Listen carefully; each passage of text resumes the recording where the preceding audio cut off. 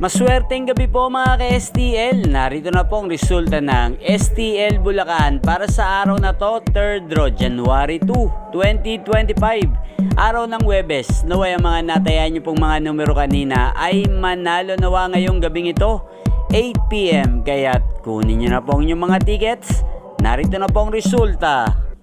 Ang mga numerong nanalo sa STL Bulacan ngayong gabing ito, January 2, 2025, 8 PM, 3rd draw result, 35 at 40 in exact order. Sa lahat po ng tumaya kanina sa STL Bulacan para sa 3rd draw ng 35 at 40, congrats po sa inyo. Panalo po kayo again, 35 at 40. At ngayong gabing ito sa STL Bulacan, atin pong i-shoutout si Ate Martina.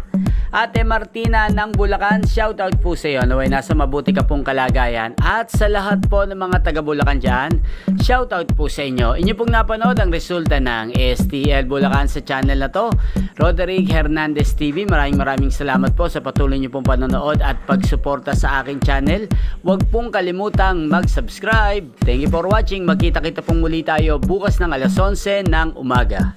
Happy New Year po sa ating lahat.